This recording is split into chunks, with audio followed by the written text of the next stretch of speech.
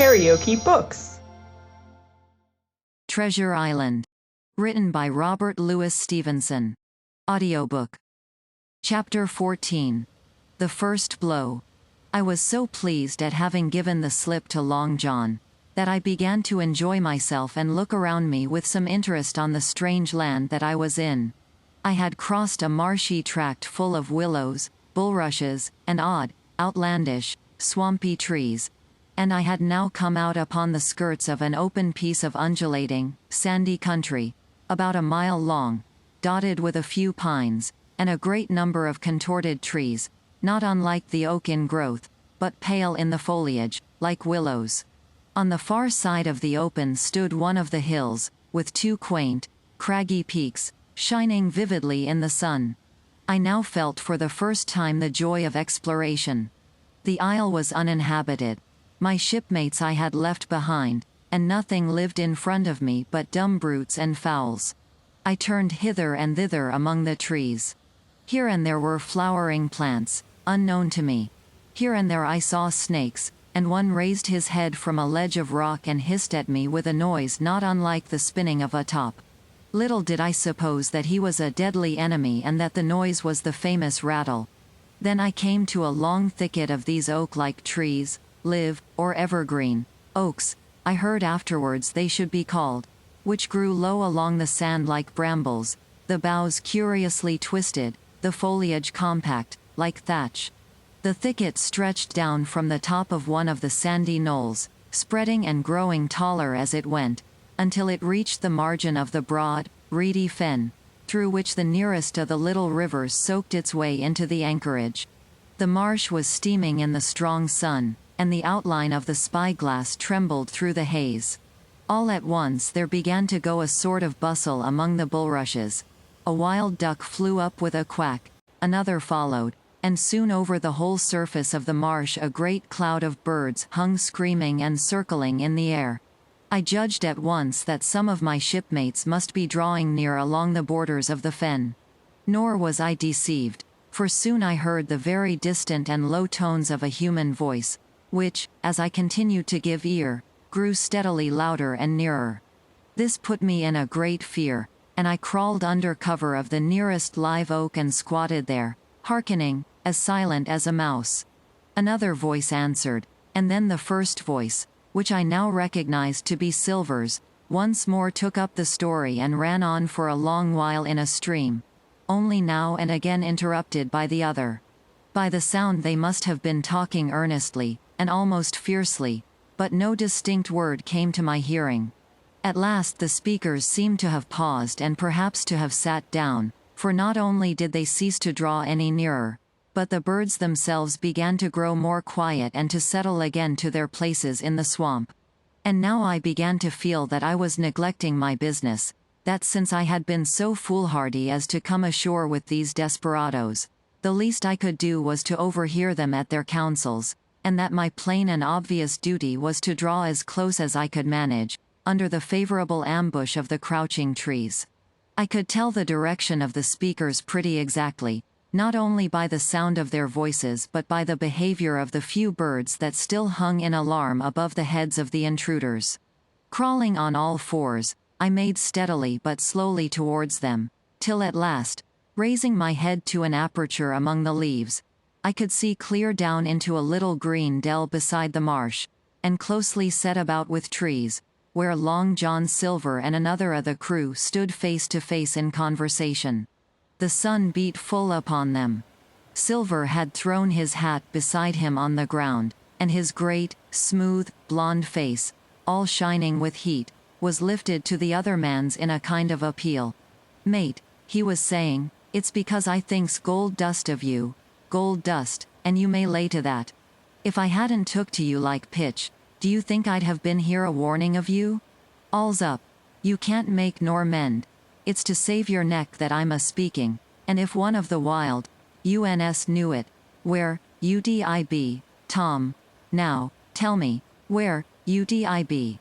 Silver, said the other man, and I observed he was not only red in the face, but spoke as hoarse as a crow, and his voice shook too, like a taut rope. Silver, says he, you're old, and you're honest, or has the name for it, and you've money too, which lots of poor sailors hasn't, and you're brave, or I'm mistook. And will you tell me you'll let yourself be led away with that kind of a mess of swabs? Not you. As sure as God sees me, I'd sooner lose my hand. If I turn agin my duty. And then all of a sudden he was interrupted by a noise. I had found one of the honest hands. Well, here, at that same moment, came news of another. Far away out in the marsh there arose, all of a sudden, a sound like the cry of anger, then another on the back of it, and then one horrid, long-drawn scream. The rocks of the spyglass re-echoed it a score of times. The whole troop of marsh birds rose again, darkening heaven, with a simultaneous whir. And long after that death yell was still ringing in my brain, silence had re-established its empire, and only the rustle of the redescending birds and the boom of the distant surges disturbed the languor of the afternoon. Tom had leapt at the sound, like a horse at the spur, but Silver had not winked an eye. He stood where he was, resting lightly on his crutch, watching his companion like a snake about to spring. "John," said the sailor, stretching out his hand. "Hands off!" cried Silver, leaping back a yard, as it seemed to me, with the speed and security of a trained gymnast. "Hands off, if you like, John Silver," said the other.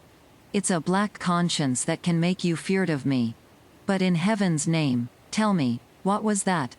"That," returned Silver, smiling away, but warier than ever, his eye a mere pin-point in his big face, but gleaming like a crumb of glass. "That? Oh, I reckon that'll be Alan." And at this point Tom flashed out like a hero. "Alan," he cried. "Then rest his soul for a true seaman.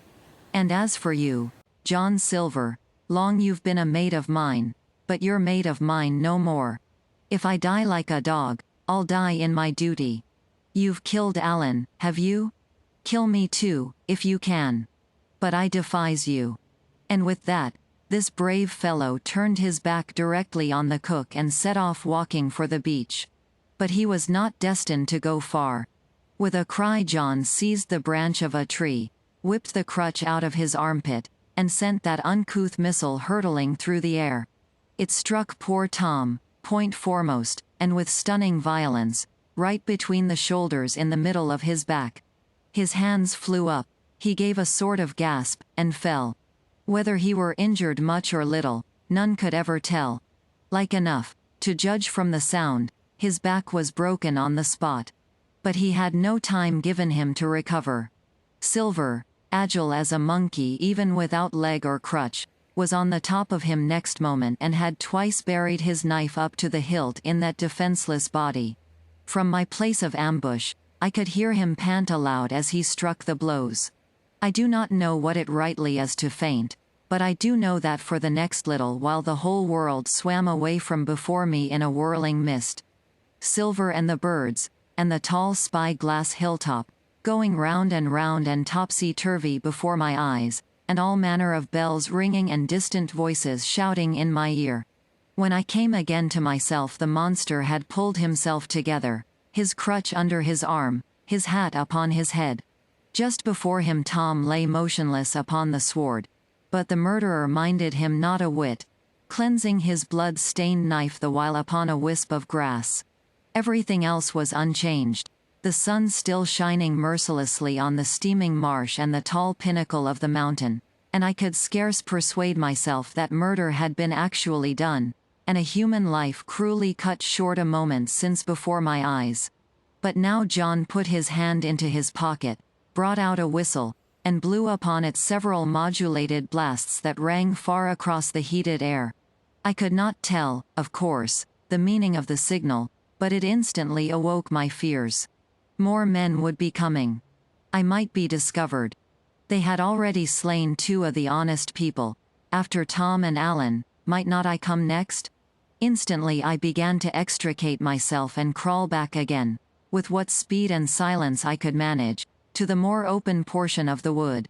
As I did so, I could hear hails coming and going between the old buccaneer and his comrades, and this sound of danger lent me wings. As soon as I was clear of the thicket, I ran as I never ran before, scarce minding the direction of my flight, so long as it led me from the murderers. And as I ran, fear grew and grew upon me until it turned into a kind of frenzy. Indeed, could anyone be more entirely lost than I? When the gun fired, how should I dare to go down to the boats among those fiends, still smoking from their crime? Would not the first of them who saw me wring my neck like a snipe's? Would not my absence itself be an evidence to them of my alarm, and therefore of my fatal knowledge? It was all over, I thought. Goodbye to the Hispaniola. Goodbye to the squire, the doctor, and the captain. There was nothing left for me but death by starvation or death by the hands of the mutineers.